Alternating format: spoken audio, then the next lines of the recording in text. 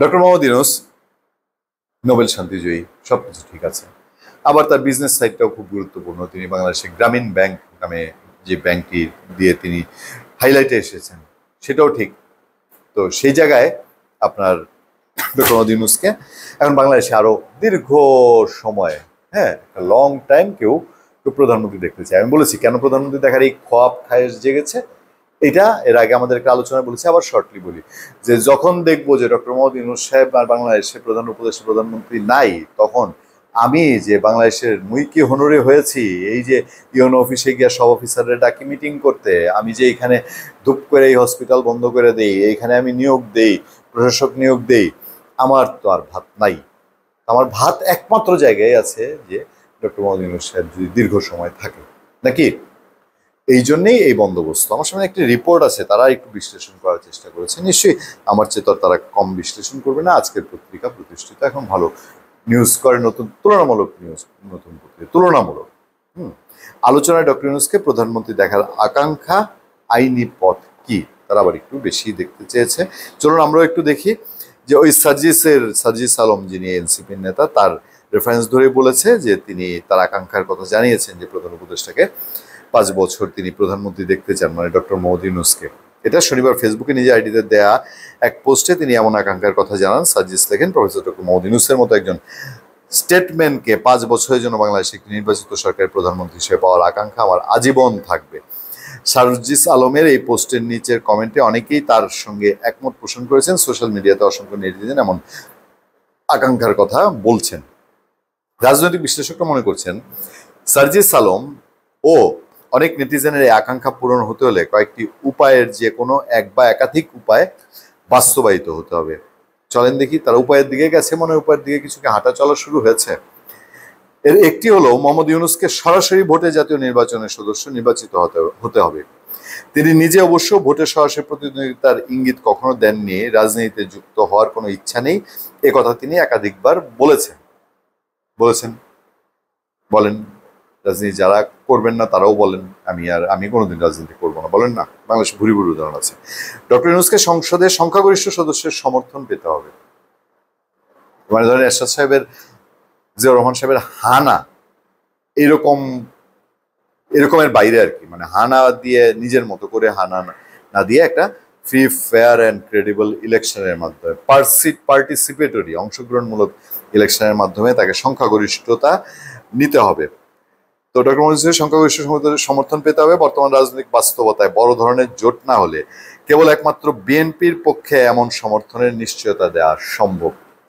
বিএনপির তো আর ডক্টর মোহাম্মদ ইউনূসের নেতৃত্বে তার ইলেকশন করবে না নাকি, এটাও আবার কেউ দেখে কিনা। কারণ বিএনপির এই দেশে যা ঘটছে না, কোনদিন এই শর্ত দিয়ে বসবে যে ঠিক আছে বিএনপির সম্মানী সংস্কার এখন লাগবে না, আর এই সংবিধানেও অন্য কোনো পরিবর্তন আসবে না, স্থানীয় সরকার নির্বাচন আগে হবে না।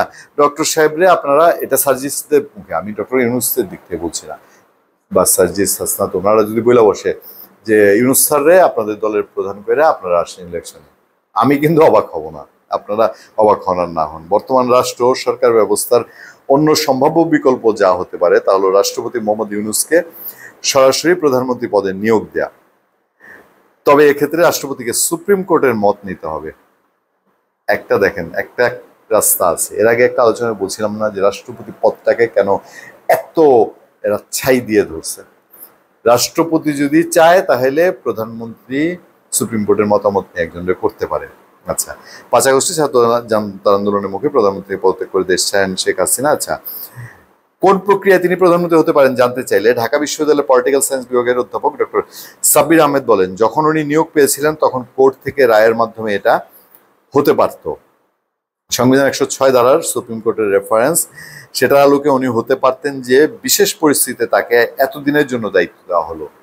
এটা বোধহয় ওনারা আগে জানতেন না, কিন্তু এখন এই প্রক্রিয়ায় ডক্টর ইউনূসের প্রধানমন্ত্রী হওয়ার সুযোগ নেই বলে মনে করেন এই অধ্যাপক। তিনি বলেন এখন তার সামনে বিকল্প হলো যদি তিনি ক্ষমতা ছেড়ে দিয়ে এনসিপিতে যোগ দেন এবং এনসিপি থেকে যদি নির্বাচিত হন, এনসিপির মাধ্যমেই তাকে প্রধানমন্ত্রী হতে হবে, এছাড়া তার কাছে আর বিকল্প নেই। এই কাজ জীবনেও ডক্টর ইউনূস করবেন বলে আমার মনে হয় না। উনি তো পুরো ক্লিয়ার কাটই বলেছেন, তাই না, যে উনি এসব রাজনীতি এসবের মধ্যে নাই। আর এনসিপির হয়ে ডক্টর ইউনূস নির্বাচন করবেন, ওই যে প্রথম আলো এক জরিপে এখন পর্যন্ত 10 out of 2.6 0.08% মনে এনসিপির ভোট বলে।